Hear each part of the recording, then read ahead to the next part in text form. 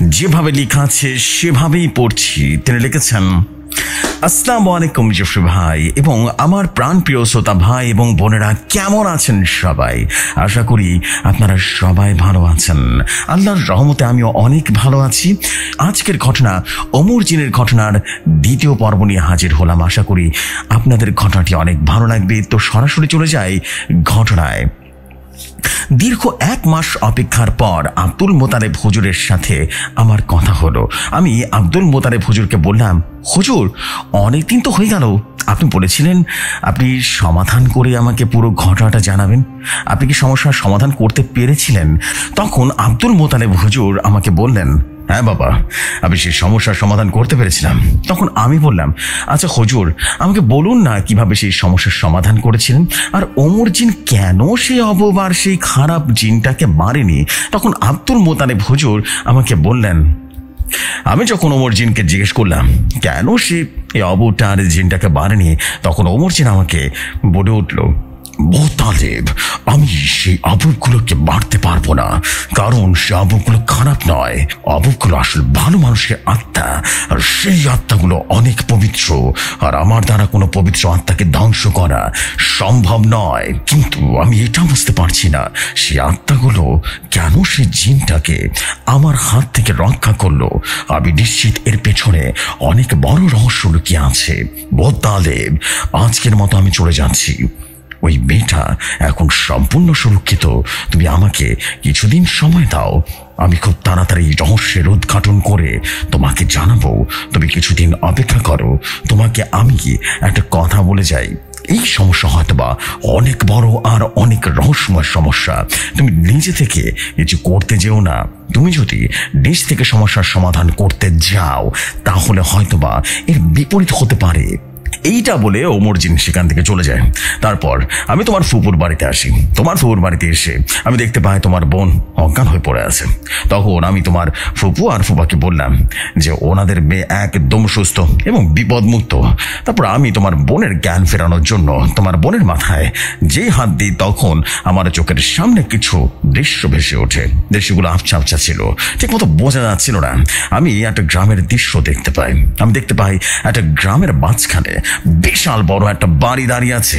বাড়িটা অনেক বড় আর দেখতে অনেকটা পুরনো। হঠাৎ করে চোখের সামনে এমন দৃশ্য দেখে আমি রীতিমতো অবাক হয়ে যাই। আমি কোনো কিছু বুঝে ওঠার আগে সেই দৃশ্যগুলো আমার চোখের সামনে থেকে উধাও হয়ে যায়। তারপর আমি তোমার বোনের জ্ঞান ফিরাই। তারপর সেদিন রাতটা আমি তোমার ফুপুর বাড়িতে কাটাই। সেদিন রাতে আমার ঘুম আসেনি। আমার চোখের সামনে শুধু সেই গ্রামের দৃশ্য আর সে বড় বাড়িটা ভাসছিল। আমি শুধু ভাবছিলাম আমি কেন এমন দৃশ্য দেখলাম। আমার বোন তখন বলছিল নিশ্চয়ই এই গ্রামের সাথে ওই বাড়ির একটা না একটা অবশ্য সম্পর্ক আছে এবং আবগুলোর অবশ্যই ভয়াবহ সম্পর্ক আছে। আর রহস্যটা জানার জন্য আমি সিদ্ধান্ত নেই যে আমি সেই গ্রামটাকে খুঁজে বের করব। তারপর তো তুমি জানোই আমি তোমার সাথে কথা বলে সরাসরি সেই গ্রামকে খোঁজার উদ্দেশ্যে বেরিয়ে যাই। এত বড় পৃথিবীতে এসে গ্রামটা কোন জায়গায় সেটা জানা অনেক প্রকার মুশকিলে ছিল বলা যায়। তাই আমি একটা পুরনো লাইব্রেরিতে চলে গেলাম আর সেখানে গিয়ে আমি বিভিন্ন রকমের গ্রামের ব্যাপারে বর্ণনা দেওয়া আছে সেগুলো বইগুলো খুঁজতে থাকি। আমি অনেক বই দেখি। আমি শুধু সেই গ্রামটার ছবি খুঁজছিলাম। সেই বইটার মাঝে অনেক খোঁজাখুঁজি করার পর হঠাৎ একটা বইয়ের মাঝে আমি সে অবিকল সেরকম একটা দৃশ্য পেয়ে যাই, যেরকম ছবি আমি তোমার বোনকে স্পর্শ করার সময় দেখেছিলাম। সে বই থেকে গ্রামের ঠিকানাটা দিয়ে সরাসরি সে গ্রামের উদ্দেশ্যে রওনা হয়ে যায়। আমি এই বিষয়ে ওমর জিন, বেলাল এবং সিদ্দিককে কিছুই জানাইনি। তখন আমাকে এই বিষয়ে নিজে থেকে কিছু করতে মানা করেছি, কিন্তু আমি ওমরের কথা না শুনে সেই গ্রামের উদ্দেশ্যে রওনা হয়ে যাই। সেই গ্রামটা বাংলাদেশের ছিল না, সেই গ্রামটা ছিল ইন্ডিয়ার একটা জায়গায়। সেই জায়গাটার নাম হয়তো তোমাকে নাই বললাম। প্রায় 3 দিন যাত্রার পর আমি সেই গ্রামে গিয়ে পৌঁছে গেছিলাম। সেই গ্রামটা দেখতে প্রচন্ড সুন্দর ছিল। গ্রামের সীমানায় পা রাখতে আমার শরীরটা কেমন যেন একটা ঝাঁকুনি দিয়ে ওঠে। আমি এই গ্রামে অনেক শক্তিশালী কিছু একটা অনুভব করতে পারছিলাম। বেশি খেয়াল না করে সরাসরি সে পুরো গ্রাম ভালোভাবে ঘুরে দেখিলাম এবং গ্রামের মাঝে আমি সে বাড়িটা বা বড় বাড়িটা খুঁজতে থাকি। অনেক খোঁজাখুঁজি করার পরও আমি সে বাড়িটা খুঁজে পাই না। তখন আমি একটা লোককে জিজ্ঞেস করলাম যে তাদের গ্রামে কোনো বাড়ি রয়েছে কিনা। তখন সেই লোকটা বলল তাদের গ্রামে অনেকগুলো বড় বড় বাড়ি রয়েছে। আমি কোন বাড়ির কথা বলছি সে বুঝতে পারছে না। তখন আমি কি করবো বুঝে উঠতে পারছিলাম না। তখন আমার মাথায় একটা বুদ্ধি আসলো। আমি সোজা একটা মুদির দোকানে চলে যাই এবং সেখানে গিয়ে একটা সাদা কাগজ এবং পেন্সিল কিনে নিয়ে আসি, আর সেই সাদা কাগজে বড় একটা ছবি আঁকি। সে বাড়িটার ছবি আঁকতাম যেটা আমি আমার কল্পনায় দেখেছি। কিছুক্ষণ ভেতরে আমি সে বাড়িটার ছবি এঁকে ফেলি। বাড়িটা অবিকল আমার কল্পনায় দেখা সে বাড়ির মতো ছিল। তারপর আমার সামনে দিয়ে একটা লোককে যেতে দেখি। তখন আমি সেই লোকটাকে ডেকে বললাম, ভাই আপনি দেখেন তো ওই কাগজে আঁকা বাড়িটা আপনাদের গ্রামের কোন জায়গাতে আছে একটু বলুন না, আমার খুব উপকার হয় ভাই। তখন সে লোকটা আমার হাতে থাকা সেই বাড়ির ছবিটা দেখলো। সে বাড়ির ছবি দেখা মাত্রই আমি দেখতে পেলাম সে লোকটা ভয়ে একেবারে আঁতকে উঠলো আর ভয় ভয় বলল, আপনি কে ভাই? এই বাড়ির সন্ধান কিভাবে করছেন আপনি? এই বাড়ির ছবি আপনি কোথায় পেলেন? আপনি কি বাড়িটা এর আগে দেখেছেন? তখন আমি বললাম, ভাই এই বাড়ি যদি আমি আগে দেখতাম তাহলে কি এই বাড়িটা কোথায় সেটা আপনাকে জিজ্ঞেস করতাম বলুন তো। তখন সে লোকটা বলল, ভাই আপনি তাহলে এই বাড়ির ছবি কিভাবে করলেন, হ্যাঁ আর কিভাবে বা পেলেন? তখন আমি বললাম, ভাই এই বাড়িটা আমি কল্পনায় দেখেছি আর অবিকল সে বাড়িটার মতো ছবি এই কাগজে এঁকেছি। আপনি এখন বলুন না এই বাড়িটা কোথায়? এখন সে লোকটা ভয় ভয় পড়ল, ভাই এই অভিশপ্ত বাড়ির কথা আপনি বলবেন না, আর এটা কোথায় আছে সেটা আপনি জানতে চেয়েছেন না, আর তাছাড়া এই বাড়ি কোথায় আছে কেউ জানে না। আমি বাড়িতে একটা জায়গা থাকে না ভাই, আপনি এখান থেকে চলে যান ভাই, এই জায়গাটা ভালো নয়, আপনি অনেক বড় বিপদে পড়বেন। এই বাড়িটা অভিশপ্ত ভাই, আপনি চলে যান। তখন আমি বললাম, আপনি কি বলছেন এসব? এই বাড়ি এক জায়গা থাকে না মানে বুঝলাম না, একের সময় এক জায়গা থাকে, এটা কিভাবে সম্ভব? এত বড় বাড়ি এক জায়গা থেকে আরেক জায়গায় কি করে যাবে? আজকাল ঘর বাড়ি নাকি পা হয়ে গেছে নাকি? হ্যাঁ বলুন তো এক জায়গা থেকে আরেক জায়গায় কিভাবে চলে যায়? তখন সে লোকটা বলল, ভাই আমি আপনাকে এত কথা বলতে পারবো না, আপনি এখনই আমাদের গ্রাম ছেড়ে চলে যান। আপনি জানেন না আপনি কত বড় বিপদে পড়বেন, আপনার ভালোর জন্য বলছি ভাই এই গ্রাম থেকে চলে যান। এইটা বলে সে লোকটা সেখান থেকে চলে যায়। আমি সে লোকের কথা কিছুই বুঝতে পারিনি। তখন সে লোকটা কি বলে চলে গেল সব কথা যেন আবার মাথার উপর দিয়ে গেল। সেদিন পাত্তা না দিয়ে আবার নিজের থাকার জন্য একটা বাড়ির আশ্রয় নিলাম। সেই গ্রামের মানুষগুলো অনেক ভালো ছিল, তারা একদম সহজ সরল প্রকৃতির মানুষ ছিল। কিন্তু আমি যাদেরই বাড়ির ছবি এঁকেছি সবাই ভয়ে ভয়ে আমাকে একটা কথাই বলছিল যে এই বাড়িটা নাকি অভিশপ্ত, আর এই বাড়িটার কারণে নাকি তাদের গ্রামের অনেক ভালো মানুষের জীবন চলে গেছে, আর এখনো নাকি এই বাড়িটা মানুষের জীবন নিয়ে যাচ্ছে। কেউ আমাকে এই বাড়িটার রহস্যের কথা বলতে চাচ্ছে না। তখন আমি আর কোনো উপায় না পেয়ে রাতের বেলা বেলালের সিদ্দিককে ডাকলাম। আমার ডাকার কিছুক্ষণ পরই বেলাল এবং সিদ্দিক চলে আসলো। বেলাল এবং সিদ্দিক আসার পর আমাকে বলল, তালেব ওমর বারবার মানা করেছে এই বিষয়ে ওমরের অনুমতি ছাড়া কিছু না করতে, কিন্তু তুমি তবুও ওমরের কথা কেন শুনছো না? তুমি জানো ওমর জানতে পারলে কতটা রাগ করবে? তখন আমি বললাম, ওমরকে না মানিয়ে নিব, এখন আপনারা আমার সাহায্য করুন না। তখন আমি বেলাল আর সিদ্দিককে সমস্ত ঘটনা খুলে বললাম।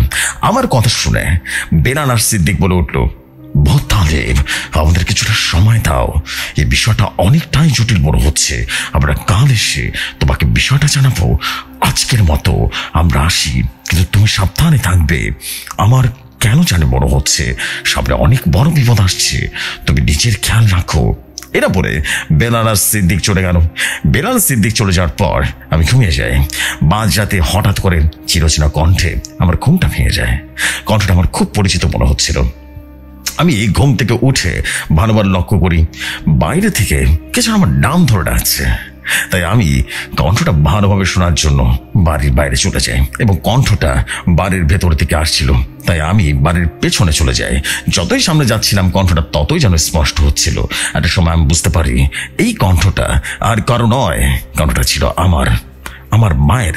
কিন্তু আমার মা আমি যখন ছোট ছিলাম তখন তো মারা গেছে, কিন্তু নিজের মায়ের কণ্ঠ শোনার পর নিজেকে আর আটকে রাখতে পারলাম না।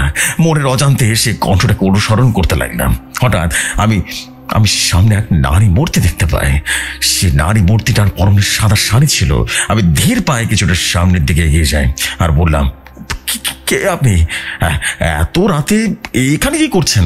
তখন সে নারী মূর্তি আমাকে বলে উঠল, মোতালেব, বাবা আমাকে চিনতে পারছিস না? আমি তোর মা। নিজের মাকে চিনতে পারছিস না বাবা? সে নারী মূর্তির মুখে এই কথাগুলো শুনে আমি রীতিমতো অবাক হয়ে যাই। আর তখন আমি তাকে বললাম, আপনি আমার মা? মানে আমার মা তো আমি যখন ছোট ছিলাম তখন মারা গেছে। আপনি মিথ্যা বলছেন, আপনি আমার মা নন, হতেই পারেন না। তখন সে নারী মূর্তি আমাকে বলল, বাবা, মরণ তো হয় শরীরের, আত্মার তো আর মরণ হয় না। আমি তোর মার আত্মা, মার কাছে আসবি না? আয় বাবা মোতালিব, আমি এত কষ্ট করে তোর সাথে দেখা করার জন্য এসেছি। আয় মোতালিব, বাবা মায়ের কাছে আয়। এই কথাগুলো শুনে আমি যেন নিজের চোখে বিশ্বাস করতে পারছিলাম না। আমার চোখে পানি চলে আসলো। আমি নিজের চোখের পানি আটকে রাখতে পারছিলাম না, কারণ এত বছর পর নিজের মাকে নিজের চোখের সামনে দেখছি, তাও আবার তার আত্মাকে। তখন আমি কোনো কিছু না চিন্তা করে আবার মার আত্মার দিকে চলে যাই। আমি যখন আমার মার আত্মার প্রায় কাছাকাছি চলে এসেছি, দেখে তখনই আমি লক্ষ্য করলাম আমার মার আত্মা পেছনে ভয়ঙ্কর একটা কালো আবু দাঁড়িয়ে আছে। সে অবুরটা দেখতে অনেকটাই বিভৎস। আমি কিছু বুঝে ওঠার আগে সে অবুরটা আবার মার আত্মার শরীর থেকে রীতিমতো মাথাটা টেনে ছিঁড়ে ফেলে দিল। নিজের চোখে দৃশ্য দেখার পর নিজেকে আর ঠিক রাখতে পারলাম না।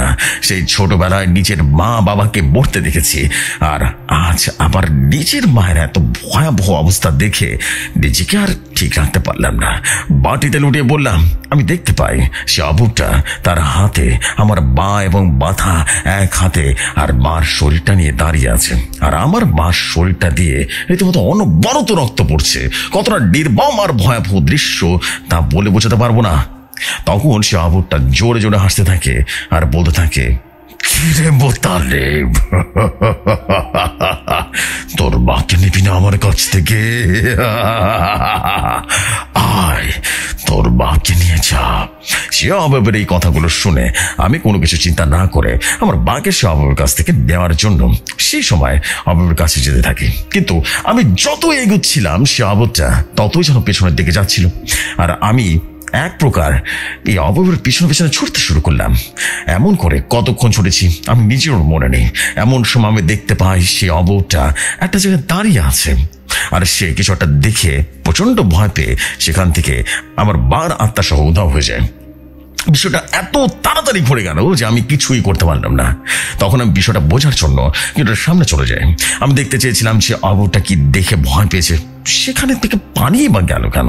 তখন আমি সেখানে গিয়ে যা দেখি তা দেখে আমি হতভম্ব হয়ে যায়। আমি দেখি আমার সামনে সঙ্গে অমরজিন দাঁড়িয়ে আছে। অমরজিন, এইটা দেখে আমি ভীষণ অবাক হয়ে যাই, কারণ যে অমরজিন আসলে চারিদিকে ধ্বংসলীলা সৃষ্টি হতো, আর সে অমরজিন আমার সামনে স্বাভাবিকভাবে দাঁড়িয়ে আছে। এইটা দেখে আমি অনেকটাই অবাক হয়ে যাই। আর অমরজিনকে দেখে স্বাভাবিক মনে হচ্ছিল না। তা আমি কোনো কিছু চিন্তা না করে অমরের সামনে যাই আর তাকে গিয়ে বললাম, ওমর, আপনি এখানে? তখন ওমর আগান্বিত কণ্ঠে আমাকে বলে উঠল, মোতালেব, তোমার এত বড় সাহস! তোমাকে আমি বারবার মানা করেছিলাম, তুমি আমার কথা শোনোনি, এই গ্রামে চলে এসেছ। এত বড় সাহস কিভাবে হয় তোমার? তোমার কি পরিণাম হবে সেটা তুমি কল্পনাও করতে পারছো না। আজকে তোমার মৃত্যু নিশ্চিত। ওমরের মুখে এই কথাগুলো শুনে আমি বেশ ভয় পেয়ে গেলাম এবং একের সাথে অবাক হয়ে যায়, কারণ ওমরজিন আমাকে বলছে আমার মৃত্যু নিশ্চিত, কিন্তু ওমর কিভাবে আমাকে এই কথা বলতে পারে সেটা আমি বুঝতে পারছিলাম না। আমি ওমরকে কিছু বলতে যাব তার আগে ওমর আমার গলাটা জোরে করে চেপে ধরলো আর আমাকে দূরে ছুঁড়ে মারলো। তারপর চোখের পলকে ওমর আমার সামনে এসে দাঁড়ালো আর আমার পা ধরে এক টানতে টানতে রীতিমতো নিয়ে গেল, ছেঁচড়াতে ছেঁচড়াতে নিয়ে গেল। আমি তখন যন্ত্রণায় রীতিমতো ছটফট ছটফট করছিলাম। এমন করে অনেকগুলো সময় চলে গেল এবং কোথায় যেন নিয়ে গেল, আমাকে একটা জায়গায় নিয়ে রীতিমতো ছুঁড়ে মারলো আর আমি দেয়ালের সাথে বাড়ি খেয়ে এলাম। তারপর অনেক কষ্টে নিজের পায়ে দাঁড়াই। তখন অনেক কষ্টে আমি ওমরকে প্রশ্ন করলাম, আপনি আমার সাথে এরকমটা কেন করছেন ওমর? আর আপনি আমাকে কেন মারতে চাচ্ছেন? তখন অমরজিন ভয়ঙ্কর ভাবে হাসতে থাকে। আমিও দেখলাম অমরজিন হাসতে হাসতে ভয়ঙ্কর শয়তানের রূপ ধারণ করলো। কি বিভৎস সেই রূপ! আমার কলিজা যেমন একেবারে কাঁপতে শুরু করলো, মনে হচ্ছিল যেন বুক দিয়ে কলিজা বেরিয়ে যাবে, এতটাই ভয়াবহ ছিল। পুরো শরীর রীতিমতো কালো কালো লোম দিয়ে ভরা, চোখ দুটো বিষ বিশাল বড় বড়, মুখের ভেতর থেকে বড় দুটো দাঁত বেরিয়ে আসছে। তার পুরো শরীর দিয়ে রীতিমতো কালো আগুন রীতিমতো বেরিয়ে আসছে। কতটা যে ভয়াবহ ছিল তা মুখে বর্ণনা করা সম্ভব নয়। তখন সে শয়তান অববটা জোরে জোরে হাসতে থাকে আর বলতে থাকে, তুই আমাকে তোর বন্ধু চিন ভেবেছিলি, তাই না? তুই এতটা বোকা যে তুই তোর নিজের বন্ধুকে চিনতে পারিসনি। আমি তোর বন্ধু নই, আমি হলাম ধনুষ। এটা আমার রাজ্য, এখানে তোর বন্ধু চিনে আসতে পারবে না। তোর এত বড় সাহস, তুই আমার রাজ্যে এসেছিস। আমি চাইনি এখনই তোকে চোখের পলকে শেষ করে দিতে পারে, কিন্তু আমি তাই করব না। তোর শক্তিশালী জিন আমার ব্যাপারে আর আমার রাজ্যের ব্যাপারে সকল খোঁজ খবর নিচ্ছে। ওর নিজেকে অনেক শক্তিশালী মনে করে। আমি আজ তোর প্রাণ ভিক্ষা দিচ্ছি, তুই তোর সেই শক্তিশালী জিনকে বলে দিস, ও যদি পারে আমার রাজ্যকে ধ্বংস করে দেখাক। এইটা বলে সে শয়তানটা জোরে জোরে হাসতে থাকে। তারপর কিছুক্ষণের মধ্যেই সে শয়তানটা হাওয়ায় মিলিয়ে যায়। সেই শয়তানটা হাওয়ায় মিলিয়ে যাওয়ার পর আমি এসে শয়তানের কথাগুলো রীতিমতো ভাবতে থাকি। আমি যখন সে শয়তানের কথাগুলো ভাবছিলাম, ঠিক সেই সময় আমি আমার পেছনে ঘুরে তাকাই। আর আমি আমার পেছনে ঘুরে তাকিয়ে দেখি বাড়িটাকে দেখতে পাই। সে বাড়িটা আমি তোমার বোনকে স্পর্শ করার পর দেখতে পেয়েছিলাম, সেই বাড়িটা দেখতে পেলাম। সে বাড়িটা দেখে আমি হতভম্ব হয়ে যাই। এটা কি আবার সম্ভব? আজ একের পর এক ভয়াবহ রকমের ধাক্কা খাচ্ছি আমি। যে বাড়িটা পুরো গ্রাম তন্ন তন্ন করে খুঁজেছি, সে বাড়িটা এখন আমার চোখের সামনে। তখন আমি কোনো কিছু না ভেবে সে বাড়ির ভিতরে প্রবেশ করলাম। সেই বাড়ির ভিতরে প্রবেশ করার সাথে সাথে আমার হাত পা রীতিমতো ঠান্ডা হয়ে গেল। আমি ভয়ে দাঁড়িয়ে থাকতে পারছিলাম না। আমি দেখতে পাই আমার সামনে শত শত অবয়ব দাঁড়িয়ে আছে। আর সে অবয়বগুলো যেগুলো জিনটাকে ওমরের হাত থেকে এক প্রকার বাঁচানোর জন্য এসেছিল, সে অবয়বগুলোকে একসাথে দেখে আমি অনেকটাই ভয় পেয়ে যাই। আমি এক জায়গায় স্থির হয়ে দাঁড়িয়ে থাকি। আমার ভয় তখন কেটে যায়। তখন আমি দেখতে পাই সে অবয়বগুলো আমার দিকে করুণ দৃষ্টিতে তাকিয়ে আছে। সে অবয়বগুলোকে দেখে মনে হচ্ছিল সে অবয়বগুলো আমার কাছে সাহায্য চাইছে। তারা যেন নিজের অনিচ্ছাকৃতভাবে এখানে বন্দী হয়ে আছে। তাই আমি ধীরে ধীরে সে অবয়বগুলোর দিকে এগিয়ে যাই এবং তাদের যে প্রশ্ন করি কেন তারা এখানে রয়েছে আর কেন সেদিন সে জিনটাকে ওমরের হাত থেকে বাঁচিয়েছে। কিন্তু কেউ এই প্রশ্ন কোনো কথা বলতে পারছিল না। সবাই করুণ দৃষ্টিতে তাকিয়েছিল। কারো কাছে কোনো উত্তর না পেয়ে আমি কি করবো বুঝে উঠতে পারছিলাম না। তখন আমি কিছু বুঝতে পারছিলাম না। আমি চিন্তা করলাম আমি এই বাড়ির অতীতে যাব। যেভাবে সেই কাজ, আমি সেই বাড়ির অতীতে একটা দেয়ালে হাত রেখে সে বাড়ির অতীতে যাওয়ার চেষ্টা করলাম। কিছুক্ষণের ভেতরেই আমার শরীরটা রীতিমতো ভারী হয়ে গেল। আমি যেন বিদ্যুতের গতিতে সময়ের পেছনে চলে যাচ্ছিলাম। এমন করে কতক্ষণ সময় পিছনে গিয়েছিলাম বলতে পারবো না। একটা সময় আমার চোখ খুলে সে বাড়ির ভেতরে আমি দেখতে পাই আমার সামনে একটা তান্ত্রিক বসে যজ্ঞ করছে। আর সেই তান্ত্রিকের সামনে রয়েছে 3টা 15 থেকে 16 বছর বয়সী 3টা 15 থেকে 16 বছর বয়সী ছেলে আর মেয়ে, মোটামুটি 6 জন আছে এবং 3 জন সদ্য জন্ম নেওয়া শিশু। আমি দেখতে পাই সে তান্ত্রিকটা জোরে জোরে যজ্ঞ করছে আর বলছে, এই আমার প্রভু, আজ আমি এমন ভয়াবহ যজ্ঞ করছি যে এই যজ্ঞে আমি সফল হই তাহলে আমি সবচাইতে শক্তিশালী শয়তান হতে পারবো। আমাকে কেউ ধ্বংস করতে পারবে না। আমি ধনুষ। আজ এখানে আপনার নামে 9 জনকে বলি দিচ্ছি, আপনি আমাকে শক্তি প্রদান করুন প্রভু। এই বলে সে তান্ত্রিকটা 3 জন বেশ সামনে মাত্র মূর্তি রাখলো আর কি সব যেন মঞ্চ পড়তে থাকলো। একটা সময় সে মঞ্চ পড়তে পড়তে সে তান্ত্রিকটা একসাথে 3টা বের বাধা তার দেহ থেকে আলাদা করে ফেললো। এতটাই ভয়াবহ দৃশ্য দেখে আমি রীতিমতো সহ্য করতে পারছিলাম না। অনেক কষ্ট লাগছিল তখন, কিন্তু আমি যে কিছু করতে পারতাম না, কারণ এখানে আমি কিছু করতে গেলে আমার হিত বিপরীত হবে এটা আমি বুঝতে পারছিলাম। তাই এটা নিয়তি মেরে সেখানে দাঁড়িয়ে দাঁড়িয়ে দেখছিলাম পুরো বিষয়টা। আমি দেখতে পাই সে মেয়েগুলোর দেহ থেকে মাথাটা রীতিমতো আলাদা হওয়ার সাথে সাথে শরীরের সমস্ত রক্ত নিজের সাথে মূর্তির সাথে প্রবেশ করলো, মূর্তির ভেতরে প্রবেশ করেছে। তারপর সে তান্ত্রিক একইভাবে সে ছেলেগুলোর সামনে আরেকটা পাথরের মূর্তি রাখলো এবং মঞ্চ পড়তে পড়তে সে 3টা ছেলের শরীর থেকে মাথাটা আলাদা করে ফেললো। আর একইভাবে সে ছেলেগুলোর শরীরে সকল রক্ত সে সে মূর্তির ভেতরে প্রবেশ করতে থাকে। তারপর সেই 3টা বাচ্চা একইভাবে হত্যা করা হলো।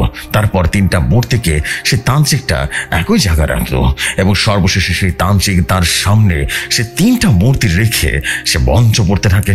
সে নিজেই তার দেহ থেকে তার গলা আলাদা করে ফেললো, আর তার দেহটা তার গলা আলাদা হওয়ার পর তার শরীরের সমস্ত রক্ত সেই 3টা মূর্তির ভেতরে প্রবেশ করতে থাকে।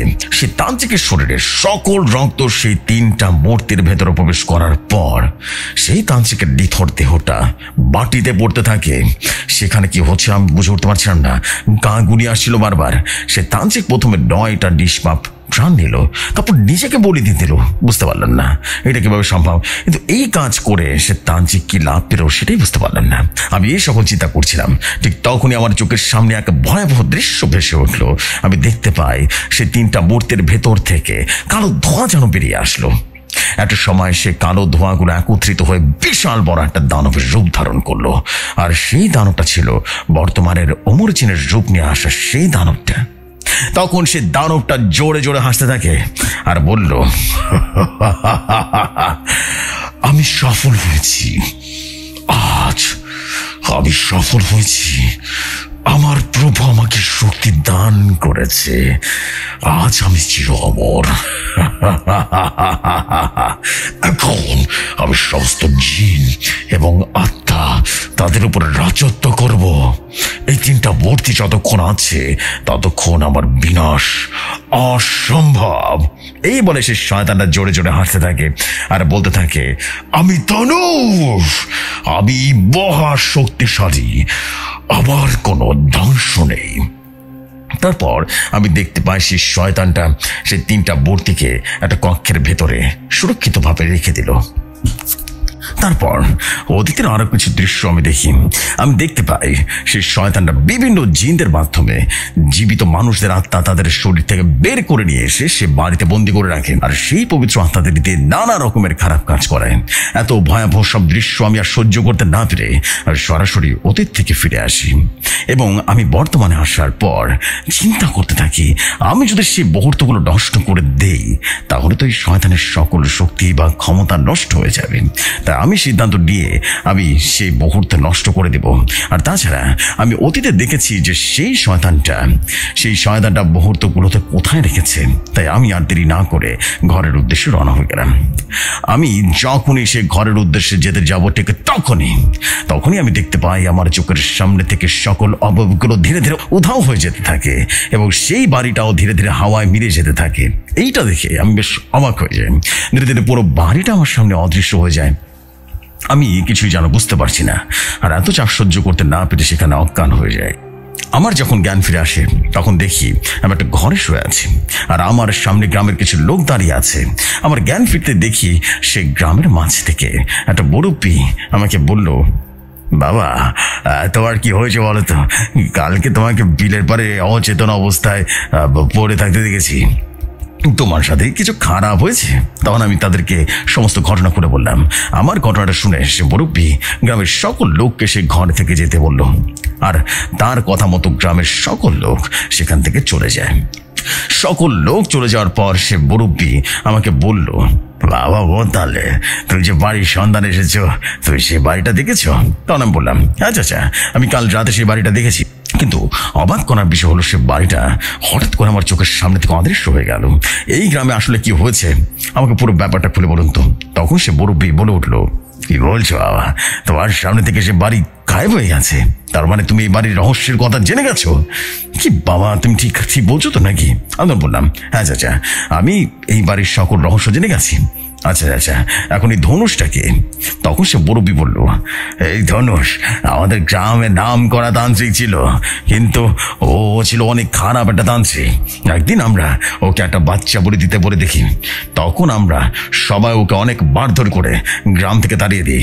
আর তখন সে ধনুষ গ্রামের একটা পুরনো বাড়িতে গিয়ে কিছু তন্ত্র মন্ত্রের মাধ্যমে নিজেকে একটা শয়তান বানিয়ে ফেলে, আর সে বাড়িটাকে অদৃশ্য করে ফেলে।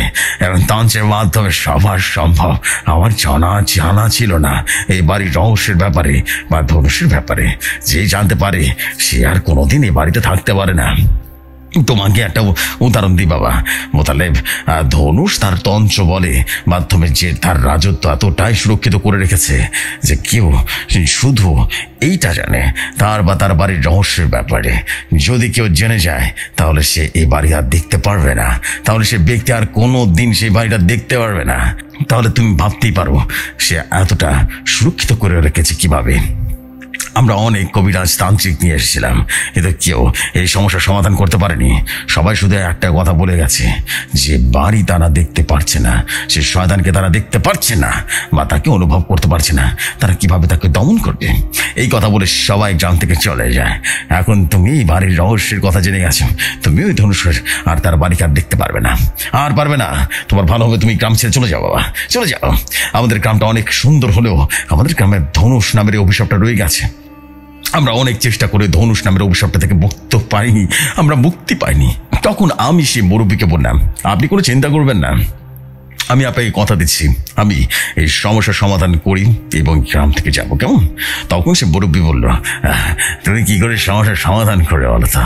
তুমি তো ধনুষের ওর বাড়ির তার দেখতে পারবে না, তুমি কি করে তার সাথে মোকাবেলা করবে? তখন আমি বললাম, সেটা আমি জানি না, কিন্তু আমার আল্লাহর প্রতি পুরোপুরি বিশ্বাস আছে, সে আমাকে একটা না একটা উপায় বের করে দিবে অবশ্যই।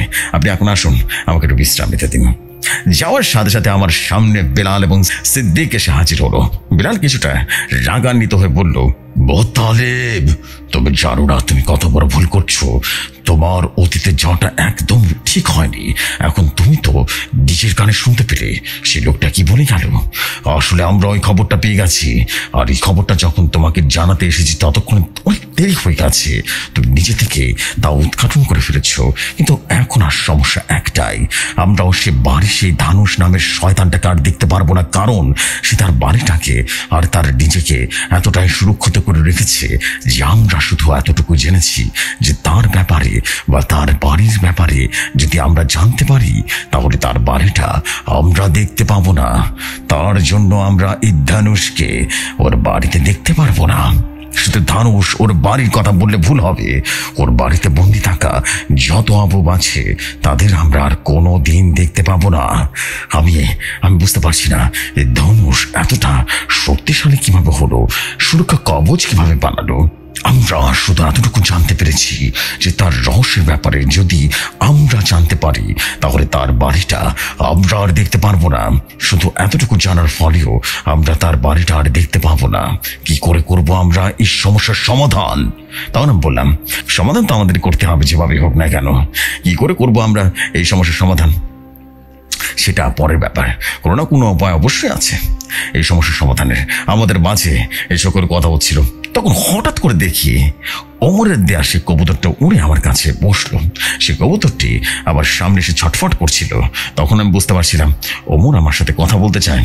তখন আমি কবুতরটা হাতে নিয়ে সূরা পড়ে 3 বার ফু দিলাম, আর তখন সাথে সাথে কবুতরের ভেতর থেকে ওমর সেদিন রাগান্বিত কণ্ঠে আমাকে বলে উঠল, মোতালেব, তোমাকে আমি বারবার মানা করেছি যে তুমি এই সমস্যার নিচে থেকে কিছু করবে না। আজ তোমার জন্য এই সমস্যাটা এতটাই বড় হয়ে গেছে যেখানে আমিও কিছু করতে পারবো না।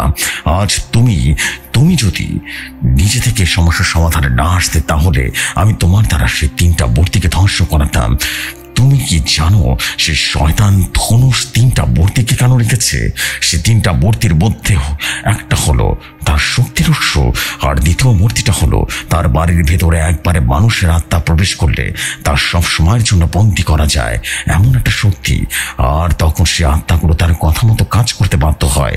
আর সর্বশেষ তৃতীয় মূর্তিটা, যে মূর্তিটা ছিল সত্য জন্ম নেওয়া 3টা বাচ্চার রক্ত দিয়ে বানানো, সেই মূর্তিটা হলো তার সুরক্ষা কবচ। যতক্ষণ সে মূর্তিটা রয়েছে ততক্ষণ তাকে বানানো প্রায় অসম্ভব, কারণ এখন আমরা সবাই তার রহস্যের কথা জেনে গেছি। এখন আমরা কেউই সে বাড়িকে সেখানে আর দেখতে পারবো না। এখন সমস্যার সমাধান করা একেবারেই অসম্ভব। তখন আমি বললাম, ওমর, আমার ভুল হয়ে গেছে, আমি বুঝতে পারিনি বিষয়টা এতটা জটিল হয়ে যাবে। এখন আপনি যদি এইসব কথা বলেন তাহলে কিভাবে চলুন বলুন তো? আপনি তো কোনো একটা উপায় বার করুন। তখন ওমর জিন বলে উঠল, উপায় তো শুধু একটাই আছে। এখন এমন একজন লোকের দরকার এই বাড়িটা আর ধনুষকে দেখতে পাচ্ছে। আর আমার জানা মতে এই গ্রামে আর এমন কোনো লোক নেই এই বাড়িটাকে দেখতে পারবে, কারণ গ্রামের সবাই এই রহস্যের কথা জেনে গেছে। আর বাইরে থেকে কেউ নিচ থেকে ঝুঁকি নেবে না এটার জন্য। আর তাছাড়া কেউ এই রহস্যের কথা না জানলে তার সমাধান কি করে করবে আমি কিছু বুঝতে পারছি না। এই সমস্যার সমাধান কি করে করব? আজ যা হবার তাই হয়ে গেছে। এখন মোতালেব, তুমি সাবধানে থেকো, আমাকে কিছুদিন সময় দাও, আমি দেখি কি করতে পারি। এই বলে অমরজিন চলে গেল। আমি অমরজিনের মুখে এসব কথা শুনে এক ধরনের কথা শুনতে পেলাম। আমি প্রথম শুনতে পেলাম যে ওমর কোনো সমস্যার সমাধান দিতে পারছে না। আসলে সব দোষ আমার নিজেরই। আমি শুধু ওমরের কথা শুনতাম তাহলে বা হয়তোবা সমস্যাটা এতটা বড় হতো না। সেদিনের মতো বেলাল, সিদ্দিক আর ওমর চলে যায়। রাতের বেলা জিন আমার সামনে আসলো। ছিলা জিন আমার কাছে এসে বলল, কেমন আছো মোতালেব? তুমি যে সমস্যার সমাধান করতে এসেছো সেই সমস্যার সমাধান কি তুমি করতে পেরেছো? তখন আমি বললাম, আমি ভালো নেই ছিলাজিন। আর আপনি সমস্যার সমাধান করার কথা বলছেন? আমার জন্য একটা সমস্যার জটিল হয়ে গেছে, অনেক বেশি জটিল হয়ে গেছে। আর সমস্যাটা এতটাই জটিল হয়ে গেছে ওমরের কাছে হয়ে সমাধান নেই। তখন ছিলাজিন আমাকে বলল, কি বলছো মোতালেব? কি এমন সমস্যা যে সমস্যার সমাধান ওমরের কাছেও নেই? তখন আমি বললাম, এই সমস্যাটা আপনার জানার দরকার নেই, সমস্যা না জানাই ভালো। আপনি সমস্যার জানার চেষ্টা করবেন না, দয়া করে। সমস্যাটা জানলে আরো সমস্যা বাড়বে। আপনার সাহায্য আমার প্রয়োজন হবে, তাই আপনি আজকের মতো আসুন। আমার যখন দরকার হবে আমি আপনাকে ডাকবো। তারপর ছিলাজিন চলে যায়। এমন করে 6টা দিন কেটে যায়, কোন সমস্যার সমাধান করতে পারছিল না। আর এই 6 দিনে ধনুষ শয়তান অনেক অনেক বেশি নিরীহ মানুষকে যা তাদের আত্মা বের করে নিয়ে আসে। আর অদৃশ্য আওয়াজে আমাকে বারবার হুমকি দিয়ে যাচ্ছিল। আমি জানি সে চাইলে আমাকে নিমেষে মেরে ফেলতে পারে, কিন্তু সে আমাকে বাড়ছে না, কারণ সে তার ক্ষমতা আর শক্তি পুরো পৃথিবীকে দেখাতে চায়। সে দেখাতে চায় ওমর জিনের মতো এত শক্তিশালী জিন তার কিছু করতে পারছে না। সে তার শক্তির অহংকার দেখাচ্ছে, সবাইকে দেখাচ্ছে। তাই ধনুষ আমাকে এখনো জীবিত রেখেছে।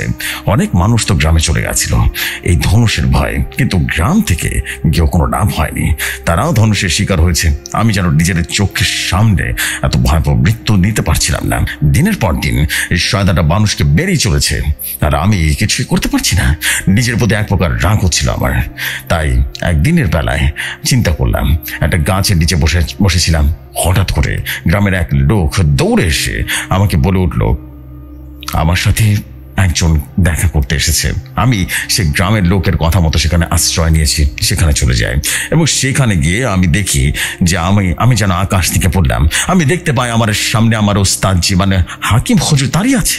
এইটা কিভাবে সম্ভব? ওস্তাদজিকে দেখে আমার চোখে রীতিমতো পানি অঝরে পড়তে লাগলো। এক দৌড়ে ওস্তাদজিকে জড়িয়ে ধরে কাঁদতে থাকি আর বলতে থাকি, ওস্তাদজি আমাকে ক্ষমা করে দিবেন। আজ আমার একটা ভুলের জন্য আজকে সবাইকে অনেক বড় বিপদে পড়তে হয়েছে। আজ আমার জন্য অমরজিনকেও কিছু করতে পারছে না। তখন ওস্তাদজি আমাকে থামিয়ে দিয়ে বলল, আচ্ছা মোতালেব, কান্না থামাও, কি হচ্ছে সেটা বলো আমাকে। তখন আমি ওস্তাদজিকে বললাম, ওস্তাদজি এখানের কথা বাদ দিন, আগে আপনি বলুন আপনি এখানে কি করে আসলেন, আর এখানে খবরই বা পেলেন কোথা থেকে? তখন ওস্তাদজি মানে হাকিম হুজুর বলল, আসলে আমাকে ছিলাজিন বলল তোমরা নাকি অনেক বড় বিপদে পড়ে গেছো। আর বিপদটা এত বড় এই যে অমরজিন নাকি সমাধান করতে পারছে না। তা আমি নিজেকে আর আটকে রাখতে পারলাম না। ছিলাজিনের কাছ থেকে ঠিকানাটা নিয়ে চলে আসলাম। তখন আমি বললাম, ওস্তাদজি আপনার শরীরের অবস্থা এমনিতে ভালো না, আপনি অনেকটাই অসুস্থ হয়ে গেছেন, কেন এত কষ্ট করে এত দূর আসলেন বলুন তো? তখন ওস্তাদজি বলল, কে বলেছে আমি অসুস্থ? আল্লাহর অশেষ রহমত আমি একবারে সম্পূর্ণ সুস্থ। এখন আমি তোমাদের সাহায্য করতে পারবো। আমাকে বলো কি হয়েছে? আমি তো কিছু জানি না, বলো, সত্যি করে বলো। আমি ওস্তাদজিকে যেই না কিছু বলতে যাবো ঠিক তখনই আমি দেখি অমরজিনের দেশে কবুতরটা উড়ে এসে আমার হাতে উপরে বসলো আর ছটফট করছে। তখন আমি বুঝতে পারি অমরজিন আমার সাথে কথা বলতে চাইছে। তখন আমি আবারও সূরা পড়ে 3 বার ফু দিই, আর তখন কবুতরের ভেতর থেকে অমরজিন বলে উঠলো, মোতালেব তুমি এখন হাকিমকে কিছু বলতে চেও না। আমার বিশ্বাস হাকিম আমাদের এই বিষয়টা সাহায্য করতে পারবে। হাকিমের উপর বিশ্বাস আছে, এর আগেও হাকিমের এর থেকে ভয়াবহ বিষয় কাজ করেছে।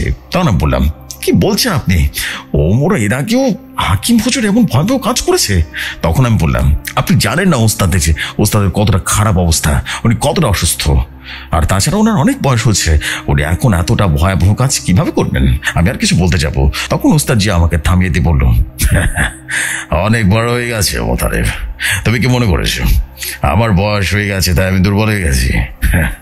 আমার আল্লাহর কালেমার শক্তি আমার সাথে যতক্ষণ আছে না, ততক্ষণ পর্যন্ত আমার শরীর আগের মতোই শক্তিশালী হয়ে আছে। আমি যে কোনো ভয়াবহ আর কঠিন কাজ করতে প্রস্তুত। ওমর, আপনি মোতালেবের কথা শুনবেন না, আপনি আমাকে বলুন আমাকে কি কাজ করতে হবে, আর এখানে সমস্যাটা বা কি, সত্যি করে বলুন। তখন ওমর বলল, হাকিম, তোমার এই সমস্যার কথা না জানলেও চলবে, তোমাকে এই সমস্যার সমাধান সমস্যাটা জেনে না জেনে করতে হবে। তখন ওস্তাদজি বলল, কি বলছেন, সমস্যা না জেনে সমাধান কি করে করব? তখন ওমর বলল, এই সমস্যাটা এমন, এই সমস্যাটা না জেনে তার সমাধান করতে হবে, তুমি আমাকে বিশ্বাস করো হাকিম। তখন ওস্তাদজি বলল, ওমর, আমি আপনাকে আমার নিজের থেকেও বেশি বিশ্বাস করি, বিশ্বাস করুন, আপনি শুধু বলুন আমাকে কি করতে হবে। তখন ওমরজিন বলল, হাকিম, আমাকে একটা বাড়ির ছবি দেখাবে, তুমি প্রতিদিন রাতে সে বাড়িটা পুরো তন্ন তন্ন করে খুঁজে বেড়াবে গ্রামে। তুমি যখন সে বাড়িটা তোমার সামনে দেখতে পাবে, তুমি সরাসরি সেই বাড়িতে প্রবেশ করবে। সেই বাড়িতে প্রবেশ করে তুমি অনেক ভয়াবহ আপদ দেখবে, কিন্তু তুমি ভয় পাবে না, তারা তোমার কোনো ক্ষতি করতে পারবে না। তুমি সেই বাড়ির ভেতরে ঢুকে সেখানে 3টা মূর্তি খুঁজবে, আর সেই 3টা মূর্তি পেয়ে গেলে সাথে সাথে সেই 3টা মূর্তি তুমি সেখানে ভেঙে ফেলবে। আর তুমি যদি এই কাজটা করতে পারো তাহলে সকল সমস্যার সমাধান হয়ে যাবে। তুমি আমাকে এখন কিছুই জিজ্ঞেস করো না, আমি তোমাকে আর কিছু বলতে পারবো না, তুমি শুধু আমাকে এইটা বলো, তুমি মানসিক আর শারীরিকভাবে কাজটা করতে প্রস্তুত কিনা। তখন ওস্তাদজি বলল, হ্যাঁ ওমর, আমি একেবারে প্রস্তুত, চিন্তা করো না। তখন ওমরজিন বলল, হাকিম, তুমি সব সময় আমার দেয়া আতরটা তোমার শরীরে মেখে রাখবে, এতে করে কোনো খারাপ শক্তি তোমার কোনো ক্ষতি করতে পারবে না, কিন্তু তোমাকে নানাভাবে ভয় দেখিয়ে অপবিত্র করার চেষ্টা করবে। তুমি সাবধানে থাকবে, কোনোভাবে অপবিত্র হবে না, আর সে ঘরের ভেতরে প্রবেশ করার পর একেবারেই তুমি অপবিত্র হবে না। তুমি যদি অপবিত্র হও তাহলে অনেক বড় বিপদ আসবে তোমার উপরে। তখন ওস্তাদজি বলে উঠল, ওমর, চিন্তা করবেন না, আমার আল্লাহর প্রতি পুরোপুরি ভরসা আছে, উনি তার বান্দার কোনো ক্ষতি হতে দেবে না। তখন ওমরজিন বলল, হাকিম, তাহলে আমি এখন যাই, তুমি শুধু সেই 3টা মূর্তি ভেঙে দাও, বাকিটা আমি দেখছি। এইটা বলে ওমরজিন আমাদেরকে বিদায় দিয়ে চলে গেল। ওমরজিন চলে যাওয়ার পর আমি অনেকবার ওস্তাদজিকে বাধা দেওয়ার চেষ্টা করি, কিন্তু উনি আমার কথা শুনলেন না। ওস্তাদজি বারবার আমাকে সে বাড়িটা ছবি দেখাতে বলেছিলেন, একবার বাধ্য হয়ে সে বাড়িটা ওস্তাদজিকে দেখানে। আর তারপর থেকে প্রায় প্রতিদিন রাতে ওস্তাদজি আর আমি পুরো গ্রাম তন্ন তন্ন করে সে বাড়িটা খুঁজি, কিন্তু সে বাড়িটা তো আমার কাছে অদৃশ্য। কিন্তু ওস্তাদজি ঠিকই দেখতে পারলো, কারণ সে আর ওই বাড়ির রহস্যের ব্যাপারে জানে না। এমন করে প্রায় অনেকটা দিন কেটে যায়, অনেক খোঁজাখুঁজি করার পরেও আমরা বাড়িটাকে দেখতে পাই না। এমন করে একদিন রাতের বেলা আমি ওস্তাদজি সেই বাড়িটা খুঁজছিলাম, হঠাৎ করে ওস্তাদজি আমাকে বলে উঠলো, মোতালেব, পেয়ে গেছি, আমি তো পেয়ে গেছি, ওই যে দেখো সামনে যে বট গাছের পেছনে বাড়িটা আছে না, ওটা। তখন আমি বললাম, সত্যি ওস্তাদজি, আপনি যে বাড়িটা দেখতে পাচ্ছেন? তখন ওস্তাদজি বলল, হ্যাঁ, সে বাড়িটা তো আমার চোখের সামনে আমি দেখতে পাচ্ছি, কারণ তুমি দেখতে পাচ্ছ না? তখন আমি বললাম, সে বাড়িটা যদি আমি দেখতে পারতাম তাহলে কি আপনাকে সে বাড়িটাকে যেতে দিতাম? আমি নিজে সে বাড়িতে যেতাম। তখন ওস্তাদজি বলল, কেন, তুমি সে বাড়িটা কেন দেখতে পাচ্ছ না? তখন আমি বললাম, ওস্তাদজি, সেটা না হয় আপনাকে পরে করবো, এখন চলুন আপনি সে বাড়িটাতে ভেতরে প্রবেশ করুন, যান। কিন্তু ওস্তাদজি, তার আগে আপনি আপনার কানের ভেতরে তুলা দিয়ে রাখুন, যতক্ষণ পর্যন্ত আপনি সেই 3টা মূর্তি ভেঙে না দিচ্ছেন ততক্ষণ পর্যন্ত কারো কোনো শব্দ যেন আপনার কানে না যায়, আপনি আপনি কারো কথা শুনবেন না, সে যত কিছু হয়ে যাক না কেন। আর একটা কথা, আপনাকে কষ্ট করে সেই 3টা মূর্তি খুঁজতে হবে। আমি জানি সেই 3টা মূর্তি কোথায় আছে। আপনি সেই ঘরে ঢোকার পরে সেই ঘরের সামনে 3টা সিঁড়ি দেখবেন। সিঁড়ি বেয়ে আপনি সেই ঘরের একেবারে উপরে চলে যাবেন। উপরে গিয়ে আপনি দেখবেন শয়তানের বাধাওয়ালা একটা বিশাল দরজা রয়েছে। সেই দরজার উপরে রয়েছে সেই 3টা মূর্তি। এখন ওস্তাদজি, আপনি আপনি এটা জিজ্ঞেস করেন না আমি সেই ঘরে না দেখে কিভাবে সেই ঘরের ভিতরে থাকা মূর্তিগুলোর কথা জেনেছি। আপনাকে আমি সব কিছু পরে বুঝে বলবো, কেমন? এখন আপনি ওমরের দেওয়া সেই আতরটা আবারও শরীরে মেখে সেই ঘরের ভেতরে প্রবেশ করুন। আমার কথা মতো ওস্তাদজি ওমরের আতরটা নিয়ে রীতিমতো মেখে নিল এবং মেখে নিয়ে চলে গেল। আমি দেখতে পাই ধীরে ধীরে ওস্তাদজি বট গাছের পেছনের সামনে দিয়ে চলে যাচ্ছে, আর ওস্তাদজি আশেপাশে কিছুটা দেখতে পাচ্ছে। হঠাৎ করে আমি দেখতে পেলাম ওস্তাদজি বট গাছের উপরে যাওয়ার পর অদৃশ্য হয়ে গেল। তারপর কি ঘটেছে আমি ওস্তাদজির মুখে শুনেছি। ওস্তাদজি আমাকে বলেছিল, শোনো মোতালেব, আমি যখন তোমার কথা মতো সেই ঘরের ভেতরে প্রবেশ করি, তখন ঘরের ভেতরের দৃশ্যটা দেখে আমার হাত পা ঠান্ডা হয়ে গেছিল। তাদের দেখতে অনেকটা ভয়াবহ লাগছিল, কিন্তু কিছুক্ষণ ভেতরে আমার ভয়টা কেটে গেল। কারণ সে অবগুলোকে দেখতে ভয়াবহ হলেও তারা আমার দিকে করুণ দৃষ্টিতে তাকিয়ে আছে। তারা যেন নিজের অনিচ্ছায় এখানে বন্দী হয়ে আছে। তাদের করুণ দৃশ্য দেখে আমার মনে হচ্ছিল তারা আমার কাছ থেকে কিছু সাহায্য চাইছে, সেই ঘর থেকে মুক্তি যাচ্ছে। তখন আমি তাদের আর জিজ্ঞেস করিনি। সকল ভয় বোকা করে আমি তোমার কথা মতো সেই সিঁড়ি দিয়ে উপরে উঠতে থাকি। আমি যখন সিঁড়ি দিয়ে উঠছিলাম, তখন হঠাৎ করে ভয়াবহ এক শয়তান আমার সামনে এসে দাঁড়ালো। সেই শয়তানটার পুরো শরীর রীতিমতো আগুন দাও দাও দাও দাও করে জ্বলছিল। সেই শয়তানটা আমাকে রাগান্বিত কণ্ঠে বলে উঠলো, কিন্তু কিছুই আমি শুনতে পাচ্ছিলাম না। ও কি বলছে আমি কিছু শুনতে পাচ্ছিলাম না, কিন্তু তার অঙ্গভঙ্গি দেখে বুঝতে পারছিলাম সেখানে আমি আসাতে একেবারেই খুশি নন। সে খারাপ আবহাওয়াটা প্রচন্ড রেগেছিল, প্রচন্ড। আর সে আবহাওয়াটা আমার দিকে আক্রমণ করতে আসবে ঠিক সেই সময় দূরে গিয়ে রীতিমতো ছিটকে পড়লো। কোন এক অদৃশ্য শক্তি তাকে আমার কাছ থেকে আসতে বাধা দিল। তখন আমি বুঝতে পারি ওমরের দেশে আতর আমার শরীরে আছে বলে শয়তানটা আমার সামনে আসতে পারছে না। তাই আমার মনে মনে অনেক সাহস চলে আসলো। তখন আমি আর দেরি না করে একেবারে উপরে চলে যাই। সেখানে গিয়ে কিছুক্ষণ খোঁজাখুঁজি করার পর আমি সেখানে একটা বিশাল শয়তানের বাধাওয়ালা দরজা দেখতে পাই। সেই দরজা দেখে আমি বুঝতে পারি এটা সেই দরজা যেই দরজার কথা তুমি আমাকে বলেছ। আর দরজার ওই পাশে রয়েছে সেই 3টা মূর্তি। তাই আমি সেই দরজার সামনে চলে যাই। আর যখনই আমি সেই দরজা খুলতে যাব, ঠিক তখনই আমার শরীরে এক গাদা রক্ত এসে লাগলো। আমার পুরো শরীর একেবারে রক্ত লাল হয়ে যায়। তখন আমি বুঝতে পারি যে শয়তানটার কাজ আমাকে অপবিত্র করা। তখন আমি বুঝতে পারি আমার হাতে সময় খুবই কম আছে। আমি আর দেরি না করে সরাসরি দরজাটা খুলে ফেলি। আর দরজাটা খোলার সাথে সাথে আমি দেখতে পাই আমার সামনে 3টা মূর্তি রয়েছে। আমি যখনই সে মূর্তিটার কাছে যেতে নেব, ঠিক সেই সময় আমাকে পেছন থেকে জোরে একটা টান মেরে রীতিমতো ছুঁড়ে মারলো।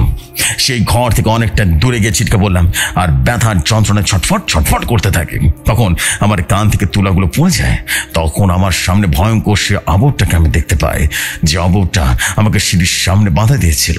সেই শয়তানটা তখন জোরে জোরে হাসতে থাকে আর বলতে থাকে, তোরা এত বড় সাহস, তুই আমার প্রভুর এতদিনের কষ্টের ফল নষ্ট করেছিস। আমার প্রভু এখানে আমাকে পাহারা দিতে রেগে গেছে, আর তুই এখানে এই মূর্তিগুলো ধ্বংস করতে এসেছিস যাতে আমার প্রভুর শক্তি কমে যায়। তোকে আমি পারবো না, তোকে আমি আমার প্রভুর ধনুষ মারবে। আমার প্রভু ধনুষকে আসতে দে, তোকে আজ অনেক ভয়াবহ মৃত্যু দেবে সে। এই বলে সে শয়তানটা জোরে জোরে হাসতে থাকে। আমি কিছুক্ষণ পর সেখানে পড়ে থাকি এবং নিজের শরীর থেকে শক্তি পাচ্ছিলাম না উঠে দাঁড়ানো। কিছুক্ষণ পর আমি লক্ষ্য করি চারদিকে কালো ধোঁয়া দিয়ে রীতিমতো ভরে গেছে। আর সেই কালো ধোঁয়া সবগুলো একত্রিত হয়ে বিশাল এক দানবীয় শয়তানের রূপ ধারণ করেছে। সেই শয়তানের রূপ দেখে আমি প্রায় মরে যাওয়া এমন একটা অবস্থা হলো। পুরো শরীর কালো লোমে ভরা, বিশাল বড় বড় দাঁত, চাপের মতো বড় বড় চুল, আর পুরো শরীর দিয়ে রীতিমতো আগুন বেরোচ্ছিল। আগুন কতটা ভয়াবহ সেটা আমি মুখে বোঝাতে পারবো না। সবটা আমাকে দেখে আমার দিকে রাগান্বিত হয়ে তাকিয়ে থাকে আর বলে উঠলো, তোর জনাই চামচাজিন অনেক ভালো পরিকল্পনা করেছে। তোর সে চামচাজিন মনে করেছে তোকে দিয়ে আমার সাম্রাজ্য ধ্বংস করে দেবে, কিন্তু তোর শামশা সে ভুলে গেছে আমি কে। আমি ধনুষ, আমার কোনো ধ্বংস নেই। আমি চাইলে তোরা করে এই মুহূর্তে তোর কাছে আমার বাড়ি অদৃশ্য করে দিতে পারি, কিন্তু আমি সেটা করব না।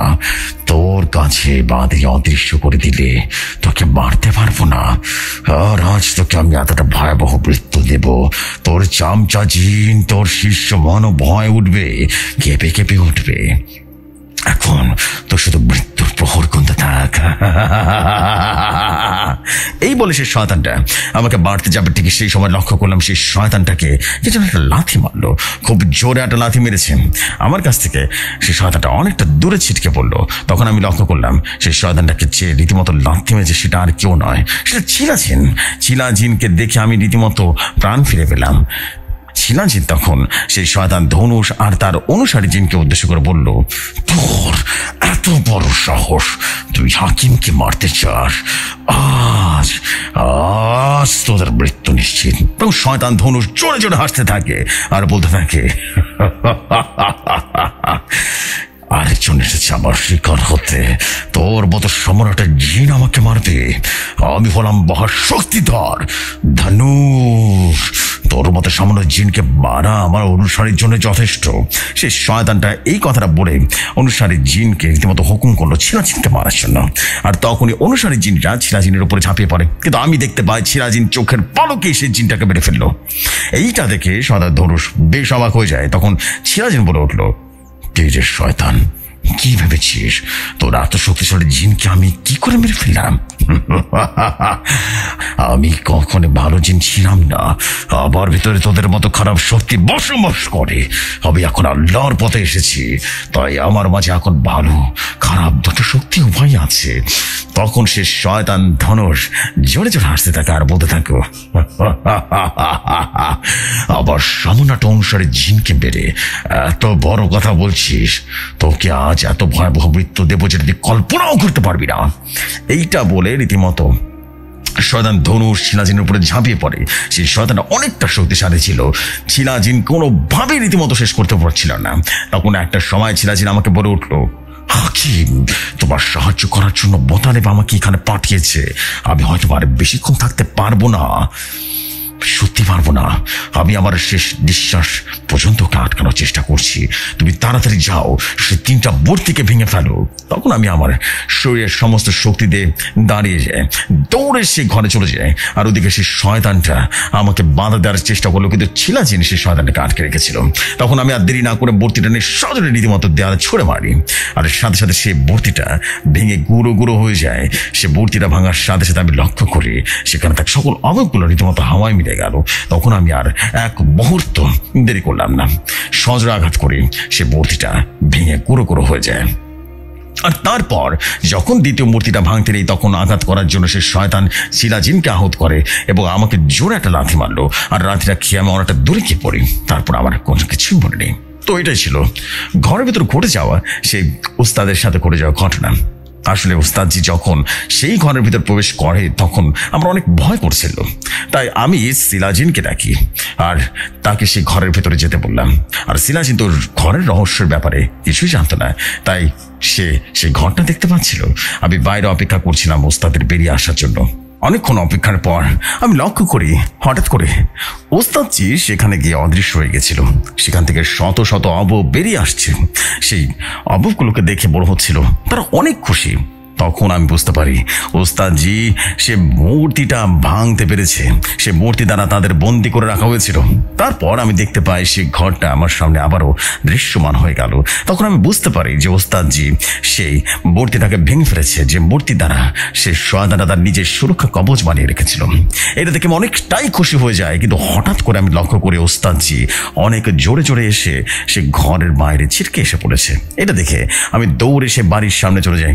সেখানে গিয়ে আমি দেখতে পাই ওস্তাদজি যে মাটিতে অজ্ঞান হয়ে পড়ে আছে আর তার শরীর দিয়ে রক্ত ঝরছে। তখন আমার সামনে সে শয়তানটা এসে হাজির হলো। সেই শয়তানটা তার আগে গজগজ করছিল আর বলতে থাকে, তোরা আমার এত বছরের সাধনা, এত বছরের কষ্ট নষ্ট করে দিয়েছিস। আজ তোদের একটাকে আমি জীবিত রাখবো না। আমার সব থেকে বড় ভুল হয়েছে তোকে ওই দিন জীবিত রেখে। তোর ওস্তাদ আমার দুটো মূর্তি ভেঙে ফেললেও আমার শক্তিটা পুরোপুরি ভাঙতে পারেনি। আমার শক্তি এখনো আগের মতোই রয়েছে, আর আমার এই শক্তির সামনে কেউ দাঁড়াতে পারবে না। তোদের আর সকলকে ভয়াবহ মৃত্যু দেব, ভয়াবহ। এটা বলে সেই শয়তানটা যেই আমার উপর আক্রমণ করতে আসবে, ঠিক সেই সময় সেখানে বেলাল আর সিদ্দিকের সাহায্য হলো। তারা এসে সরাসরি সেই শয়তানটার উপরে ঝাঁপিয়ে পড়লো, আর তার সাথে ছিল ছিলাজিন, সেও ঝাঁপিয়ে পড়লো। তিনজন একসাথে আক্রমণ করার পরেও তারা সেই শয়তান ধনুষের কিছুই করতে পারছিল না। সেই শয়তান ধনুষ নিমিষে তাদের দূরে ছুড়ে মারলো। একটা সময় রীতিমতো বেলাল, সিদ্দিক আর ছিলাজিন আহত হয়ে যায়। তখন শয়তান ধনুষ জোরে জোরে হাসতে থাকে আর বলতে থাকে, তোদের মতো সামান্য শয়তান কটা জিন আমাকে বেড়ে এসেছিস, আজ তোদের মৃত্যু নিশ্চিত। সবার আগে দুটো মানুষকে মারবো, তারপর তোদের। এটা বলে সেই শয়তানটা রীতিমতো আমাদের উপরে আক্রমণ করতে আসবে। ঠিক সেই সময় চারিদিকে ঝড় শুরু হয়ে গেল, চারিদিকে গাছপালা লন্ড ভন্ড হয়ে গেল। সেখানে থাকা সে বিশাল বড় বাড়িটাগুলো যেন সেই ঝড়ে উড়ে যাচ্ছিল। পুরো আসমান যেন কালো হয়ে গেল মেঘে। পুরো আকাশ থেকে বিদ্যুৎ চমকে যেতে শুরু করলো। পুরো আকাশের বিদ্যুৎ এতটাই ভয়াবহ চমকাচ্ছিল যেন আকাশের বিদ্যুৎগুলো কেঁপে কেঁপে উঠছিল। প্রকৃতি যেন সে ভয়াবহ রূপে চলে এসেছিল। চারিদিকে পুরো সাদা ধোঁয়ায় ভরে গেল, চারিদিকে শুধু সাদা সাদা সাদা আর সাদা। চারিদিকে এতটা সাদা ছিল যেন কিছুই দেখতে পাচ্ছিলাম না। এমন করে কিছুক্ষণ চলার পর ধীরে ধীরে সাদা ধোঁয়াটা কেটে যেতে শুরু করলো, আর কিন্তু ঝড় আর থামছিল না। আর তখন আকাশের বিদ্যুৎগুলো মাটিতে জোরে জোরে আছড়ে পড়লো। আকাশের বিদ্যুৎ যখন মাটিতে আছড়ে পড়ছিল, সেখানে মাটিটা যেন ফেটে ফেটে যাচ্ছিল। পুরো মাটি তখন থরথর থরথর করে কাঁপছিল। একটা জিনের আগমন এতটা ভয়ঙ্কর হতে পারে যা কল্পনাও করা যায় না। ওমরের আগমনে যেন পুরো প্রকৃতি ভয় পেয়ে যায়। ওমরের আগমনে যেন প্রকৃতি বেড়ে নিতে পারে না, এতটা ভয়াবহ হয়ে যায় ওমরের আগমন। এতটা ভয়াবহ আগমন দেখে সেই শয়তান ধনুষের বিন্দু পরিমাণ ভয় নেই। সেই শয়তান ধনুষ বলল, মানুষের চামচা এখানে এসেছে, আসতে দে, আজ এই মানুষের চামচাকেও এখানে শেষ করে দেব। এই বলে সে ধনুষ বিকট এক হাসি দিল, জোরে জোরে হাসতে শুরু করলো। তখন আমি লক্ষ্য করলাম আকাশের বিদ্যুৎগুলো একসাথে এক জায়গায় জড়ো হচ্ছিল। আকাশের সকল বিদ্যুৎ একসাথে জড়ো হয়ে বিশাল এক বলের সৃষ্টি করলো। তখন সে বলটা ধীরে ধীরে মাটিতে নেমে আসে। সে বিদ্যুতের বলটা মাটিতে নেমে আসার সাথে সাথে সেখানে বিশাল এক বিস্ফোরণ সৃষ্টি হয়ে যায়। বিস্ফোরণটা এতটা বিশাল হয়ে গেছিল যে চারদিকে আবার ধোঁয়ায় ভরে যায়, এবং আকাশ রাতের বেলাও পুরো দিনের আলোর মতো হয়ে যায়। আর বিভৎস এক বিস্ফোরণ ঘটলো। মুহূর্তের মধ্যেই রীতিমতো চারিদিকে ধোঁয়া ভাবটা কেটে গেল। তখন আমি দেখতে পাই আমার সামনে আমার প্রাণপ্রিয় বন্ধু ওমর জিন চলে এসেছে। আর ওমর জিনের পুরো শরীর দিয়ে রীতিমতো বিদ্যুৎ বের হচ্ছিল। ওমরের চোখ দুটো যেন নীল হয়ে গেছিল। ওমরকে দেখে এতটাই ভয়াবহ লাগছিল।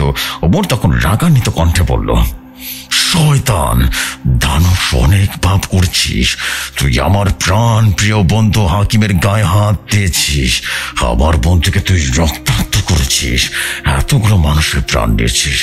আমার বন্ধু যিনি রীতিমতো কাউকে তুই আহত করেছিস, তোকে আজ এত ভয়াবহ মৃত্যু দেব যায় দুনিয়ায় কেউ কল্পনা করতে পারেনি। ওমরের এই কথাগুলো শুনে দানুষ জোরে জোরে হাসতে থাকে আর বলতে থাকে, তোর মতো একটা জিন আমাকে মারবে? তুই কি মনে করেছিস তোর এরকম আগমন দেখে আমি ভয় পেয়ে যাব? আমি ধনুষ, আমি মহাশক্তিশালী। তোর মতো হাজার জিনকে আমি চোখের পলকে ফেলে দিতে পারি, আর তোকে আমার হাত থেকে কাজকে কেউ বাঁচাতে পারবে না। এই বলে রীতিমতো ওমর জিনের উপর আক্রমণ করতে চায়। দানুষ তার হাতের মাধ্যমে বিশাল এক কালো আগুনের বল সৃষ্টি করলো, আর সে কালো আগুনের বলটা ওমরের দিকে রীতিমতো ছুঁড়ে মারে। সে বিশাল কালো আগুনের বলটা সরাসরি ওমরের গায়ে গিয়ে পড়লো, আর সেখানে আবারও বিশাল এক বিস্ফোরণ শুরু হলো। এটা দেখে আমি অনেকটাই ভয় পেয়ে যাই, কারণ বিস্ফোরণটা অনেকটা ভয়াবহ ছিল। এতটা ভয়াবহ ছিল মাটি তার রীতিমতো কেঁপে কেঁপে উঠছিল। ওমর যে জায়গায় দাঁড়িয়েছিল সেই জায়গাটা পুরো কালো আগুনের মতো হয়ে গেল, এবং সেখানে কালো আগুন জল জল করতে থাকে। সেখানে কি হচ্ছিল বোঝা যাচ্ছিল না। তখন ধানুষ জোরে জোরে হাসতে থাকে আর বলতে থাকে, তোর সব থেকে শক্তিশালী জিন শেষ। এই জিন নিয়ে এত বড়াই করেছিলি, আমি আমার সব থেকে শক্তিশালী অস্ত্র দিয়ে তাকে আঘাত করেছি, ওর বাঁচার আর কোনো সুযোগই নেই। এইটা বলে ধনুষ জোরে জোরে হাসতে থাকে, আর তখন আমি মাটিতে বসে রীতিমতো অঝরে কান্না করতে থাকি। আমি তো প্রায় ভেবে নিয়েছিলাম যে ওমর মারা গেছে, তাও আবার ওই শয়তানের হাতে। কিন্তু আমার ধারণা ভুল করে সে আগুনের কুণ্ডলী থেকে ওমর বিশাল এক বিস্ফোরণ করে বেরিয়ে আসলো। ওমর জিনের শরীরে তখন বিদ্যুৎ চমকাচ্ছিল। ওমরকে দেখে শয়তান ধনুষ অনেকটাই অবাক হয়ে যায়। এবার আমি ধনুষের চোখে ভয় দেখতে পেয়েছিলাম, ধনুষ অনেকটা ভয় পেয়ে যায়। এবং তখন ওমর জোরে জোরে হাসতে থাকে আর বলতে থাকে, শয়তান ধনুষ, তুই কি মনে করেছিলিস তোকে সামান্য একটা প্রহর দিয়ে রীতিমধ্যে আমাকে বেড়ে ফেলবি? তুই কি বলতি? তুই মানুষ, তুই মহাশক্তিশালী, তুই হয়তো বা এটা ভুলে গেছিস। আমি কে? আমি অমর। আল্লাহ তাআলা আমাকে এতটা শক্তি দিয়েছে যে আমি হাজার হাজার ধনুষে রীতিমতো কিচ্ছু করতে পারবে না। তোর শক্তি অনেক অহংকার, তাই না? আজ দেখ আমি কতটা ভয়াবহ মৃত্যু দেই তোকে। অনেক নিরপরাধ মানুষের প্রাণ নিয়েছিস তুই, আজ তোর দিন শেষ। ওমরের এই কথাগুলো শুনে ধনুষ রীতিমতো মাটিতে লুটিয়ে পড়ল আর বলে উঠল, ওমর, আমাকে ক্ষমা করে দে, আমাকে ক্ষমা করে দে, আমাকে ক্ষমা করে দে। আমি কথা দিচ্ছি আর জীবনে খারাপ কাজ করবো না, ভালো হয়ে যাবো, আমাকে একটা সুযোগ দে। তখন ওমর বলল, সুযোগ দেবো আবার তোর মতো শয়তানকে? তুই আমার প্রাণ প্রিয় বন্ধু হাকিমকে রক্তাক্ত করেছিস, এতগুলো নিরপরাধ মানুষের প্রাণ নিয়েছিস, আবার বন্ধু চিন্তার আহত করেছিস। আজ তোর মৃত্যু নিশ্চিত, নিজের মৃত্যুর জন্য প্রস্তুত নে। এইটা বলে সে ওমর জিনটা বিশাল রূপ ধারণ করলো। ওমর তখন এতটাই বিশাল হয়ে গেছিল যে তার আকাশ যেন ছুঁতে পারবে। ওমরের হাতের নিচ থেকে দুটো হাত বেরিয়ে আসলো, বিশাল বড় বড় হাত। ওমরের পিঠ থেকে বিশাল দুটো ডানা বেরিয়ে আসলো। পুরো শরীর যেন সজারুর মতো কাঁটা কাঁটা হয়ে গেল। সেই কাঁটাদের লাভার মতো রীতিমতো আগুন ঝরে ঝরে পড়ছিল। কতটা যে ভয়ঙ্কর লাগছিল তা বোঝাতে পারবো না। ওমরের এত ভয়াবহ রূপ দেখে ধনুষ রীতিমতো ভয়ে চিৎকার করছিল আর কান্না করছিল, কারণ সে তার নিজের মৃত্যু দেখে ভয় পেয়ে গেছিল। তখন ওমর জিন ধনুষকে তার হাতের ইশারায় শূন্যে ভাসিয়ে তুলল। তারপর ওমর জিন তার হাতের অদৃশ্য এক বিশাল তীর নিয়ে আসলো, আর তীরগুলো ছিল বিদ্যুতের। ওমর জিন এক করে রীতিমতো তীরগুলো ধনুষের উপরে নিক্ষেপ করলো, আর সেই তীর যখন ধনুষের উপরে আঘাত করছিল তখন ধনুষ ব্যথায় যন্ত্রণায় ছটফট করছিল। এমন করে একের পর এক তীর নিক্ষেপ করতে শুরু করলো, আর তার হাত রীতিমতো আকাশের দিকে তুলে আকাশে পুরো বিদ্যুৎ এক জায়গায় জড়ো করে ফেললো। বিশাল বড় এক তীরের সৃষ্টি হলো, আর সেই তীরটা সোজা ধনুষের শরীরের সাথে লেগে রীতিমতো জোরে জোরে মাটিতে আছড়ে পড়ল। আর আশেপাশে সে তীরটা মাটিতে এসে আটকে পড়ার সাথে সাথে বিশাল বড় এক বিস্ফোরণ হলো। সে বিস্ফোরণটা এতটাই ভয়াবহ ছিল, সেখানে পারমাণবিক বোমার রীতিমতো অবস্থা হয়ে গেছিল। আমি তখন কিছুই দেখতে পাচ্ছিলাম না, শুধু সে ধনুষের মতো সে মৃত্যুর আর্তনাদ শুনতে পাচ্ছিলাম। ওমর জিন কতটা ভয়াবহ মৃত্যু দিয়েছে ধনুষে সেটা একমাত্র সে মৃত্যু যন্ত্রণা যার হচ্ছিল সে বুঝতে পারছিল। ধনুষকে ভয়াবহ মৃত্যু দেওয়ার পর সকল কিছুই স্বাভাবিক হয়ে যায়। ওমর জিন স্বাভাবিক রূপে ফিরে আসলো। ওমর জিন তার স্বাভাবিক রূপে ফিরে এসে দ্রুত ওস্তাদজির কাছে রীতিমতো হাসপাতালে নিয়ে গেল। আর ওমর জিন বিলাল আর সিদ্দিকের সাথে সাথে সেই ঝিলা জিনকে তার রাজ্যে নিয়ে যায়। ওমর জিন চলে যাওয়ার পর আমি ওস্তাদজিকে সেখানে গ্রামের হসপিটালে ভর্তি করি। কিছুদিনের ভেতরে ওস্তাদজি আলহামদুলিল্লাহ সুস্থ হয়ে যায়। ওস্তাদজি সম্পূর্ণ সুস্থ হয়ে যাওয়ার পর আমি সকল কিছু করে বলি। তারপর গ্রামের মানুষের কাছ থেকে বিদায় নিয়ে আমরা আবারও আমাদের বাড়িতে চলে আসি। গ্রামের মানুষ অনেকটাই খুশি হয়েছিল আর আমাদের অনেক ধন্যবাদ দিয়েছিল, কারণ তারা এখন শান্তিতে ঘুমাতে পারবে। ধনুষ নামের সে অভিশাপ তাদের গ্রাম থেকে চিরজীবনের জন্য মুছে গেছে। তো ইয়াসিন বাবা, এটাই ছিল আমার ঘটনা। এখন চলো ঘুমাবো, কেমন? আজকে তুমি আর আমি একসাথে ঘুমাবো। আব্দুল মোতালেব হুজুরের কাছে এই ঘটনা শোনার পর আমি আর আব্দুল মোতালেব হুজুর একসাথে ঘুমাই। হঠাৎ বাদশাতে আমি লক্ষ্য করলাম আব্দুল মোতালেব হুজুর ঘুমের ঘরে ফিসফিস করে কথা বলছে আর ছটফট করছে। আমি কিছুটা ভালো করে লক্ষ্য করলে শুনলাম আব্দুল মোতালেব হুজুর বলছে, সে আবারও এসেছে, সে আবারও এসেছে মায়াপুরীতে, সে আবারও এসেছে মায়াপুরীকে ধ্বংস করার জন্য, আবারও এসেছে মায়াপুরীতে, আবারও অভিশাপ নেমে এসেছে। আব্দুল মোতালেব হুজুরের মুখে এই কথাগুলো শুনে আমি ওনাকে ঘুম থেকে জাগিয়ে তুলি। ঘুম থেকে জাগানোর পর আব্দুল মোতালেব হুজুরকে আমি জিজ্ঞেস করলাম, কি হয়েছে হুজুর? আপনি কি খারাপ কোনো স্বপ্ন দেখেছেন নাকি? আপনি ঘুমের মধ্যে এগুলো কি বলছিলেন? আর মায়াপুরী গ্রাম অভিশাপ নেমে এসেছে মানে বুঝলাম না, কি এই মায়াপুরের রহস্য? তখন আব্দুল মোতালেব হুজুর বলল, মায়াপুরীতে মায়াপুরে আবার অভিশাপ নেমে এসেছে। আমাকে যেতে হবে, আমাকে খুব তাড়াতাড়ি যেতে হবে। মায়াপুরের গ্রামকে বাঁচাতে আবারও যেতে হবে আমাকে। হে আল্লাহ, অ্যাম্বুডিয়াস আবারও ফিরে এসেছে, অ্যাম্বুডিয়াস আবারও ফিরে এসেছে। তো জেফরি ভাই, এই ছিল আজকের ওমর জিনের ঘটনার দ্বিতীয় এবং সর্বশেষ পার্ট। ঘটনাটি কেমন লেগেছে আমাকে জানাবেন। আর ঘটনার শেষের অংশটুকু শুনে হয়তো বা বুঝতেই পারছেন, মায়াপুরী রহস্য 3 বা মায়াপুরীর রহস্য শেষ পরিণতি খুব শীঘ্রই আসতে চলেছে। আশা করি অনেক অনেক ভালো কিছু হতে চলেছে। তো আজকের মতো বিদায় নিচ্ছি, দেখা হবে অন্য কোনো দিন ওমর জিনের নতুন ঘটনা নিয়ে। তবে আপাতত মায়াপুরী 3-এর আগ পর্যন্ত হয়তোবা ওমর জিনের কোনো ঘটনা থাকবে না, কেননা আমি অনেক বেশি ব্যস্ত হয়ে পড়ছি এই মায়াপুরী 3 লেখাতে। অলরেডি অনেক অনেক ভয়াবহ হতে চলেছে ওমর জিনের পার্ট। সো ওমর জিনকে আবারও শুনবেন মায়াপুরী রহস্য 3-এ। ততক্ষণ পর্যন্ত সবাই ভালো থাকুন, সুস্থ থাকুন, ভৌতিক কথা বেশি বেশি করে শুনুন। আমি মোহাম্মদ ইয়াসিন, ভৌতিক কথার একজন বস অফিসিয়াল স্টোরি টেলার এবং বাংলা ফ্যান। আসসালামু আলাইকুম।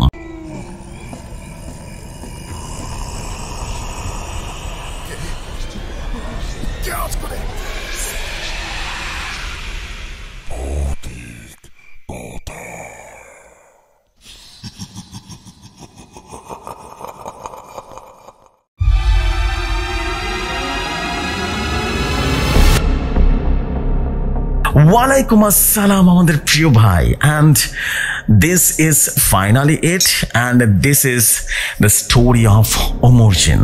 Then this is the story of Yasin bhai, and alhamdulillah আমরা স্টোরিটা শেষ করে ফেললাম। and আজকে কিন্তু আমরা ভয়াবহ রকম একটা স্টোরি শুনলাম। মানে দিস ইজ অ্যাবসলিউটলি অন্য রকম একটা অন্য জাতের স্টোরি ছিল। প্যাটার্নটাই ডিফারেন্ট ছিল, and different thing, different pattern, different story. একদম দারুণ কিছু পেয়ে গেছে আলহামদুলিল্লাহ। আর এটাই তো চেয়েছিলাম আসলে, ডিফারেন্ট কিছু আসুক, আর সেটাই এসেছে। অ্যান্ড আশা করছি আপনাদের ভয়াবহ রকম ভালো লেগেছে। অ্যান্ড ইউ নো হোয়াট, আজকে কিন্তু আমরা বলতেই পারি যে আর 1 মাস পরে কিন্তু আমাদের মায়াপুরীর রহস্য আসছে। সো আমি ডেট বলে দিচ্ছি, ইনশাল্লাহ সব ঠিক থাকলে চাঁদ রাতে বা ঈদের দিন বা রমজান ঈদের দিন, এক্স্যাক্টলি রমজান ঈদের দিন রাত 11টায় ইনশাল্লাহ সব কিছু ঠিক থাকলে মায়াপুরীর রহস্য 3 আমরা মুক্তি দেব। এবং ইনশাআল্লাহ মায়াপুরের ইতিহাসে সবচাইতে ভয়াবহ কিছু হতে চলেছে। এবং মায়াপুরীর রহস্যের আগে 7 ঘন্টা শুনেছিলেন, এবার হয়তো বা 8 ঘন্টা বা 9 ঘন্টার একটা বিশাল বড় কিছু শুনতে চলেছেন আপনারা। Trust me, that will blow your mind. এবং নিশ্চয়ই বুঝতে পারছেন কতগুলো ক্যারেক্টার থাকছে, এখন নতুন অনেক ক্যারেক্টার থাকছে, আগের অনেক ক্যারেক্টার হয়তো বা থাকবে না। তবে ওমর জিন মোতালেব হুজুর থাকছে, এটা কনফার্ম থাকে। ডিফারেন্ট কিছু থাকছে, এতটুকু ডেফিনেটলি আপনারা বিলিভ করতে পারেন। সো এই ছিল আজকের আয়োজন, রবিবারের স্পেশাল আয়োজন। আশা করছি আপনাদের অনেক ভালো লেগেছে আমাদের ইয়াসিন ভাইয়ের ঘটনা বা ওমর জিনের ঘটনা। আশা করছি যদি ভালো লেগে থাকে ডেফিনেটলি কমেন্ট করে জানাবেন। এবং আপনারা যদি চান ঘটনা পাঠাবেন, তাহলে ঘটনা পাঠাতে পারেন ভৌতিক stories@gmail.com থেকে ইমেলে অথবা হোয়াটসঅ্যাপ করতে পারেন। হোয়াটসঅ্যাপ নাম্বারটা হচ্ছে 0400930111। অবশ্যই ঘটনাটি মাস্ট বি ইউনিক, আগে কোথাও প্রচার হয়েছে এমন কোনো ঘটনা পাঠাবেন না। This is it. আর দেরি করবো না, এখনকার মতো বিদায় নিচ্ছি। আসসালামু আলাইকুম। আগামীকাল দেখা হবে নতুন এপিসোডে। আসসালামু আলাইকুম। ততক্ষণ পর্যন্ত সবাই ভালো থাকুন, সুস্থ থাকুন, ভালো থাকবেন। গুড নাইট সবাইকে।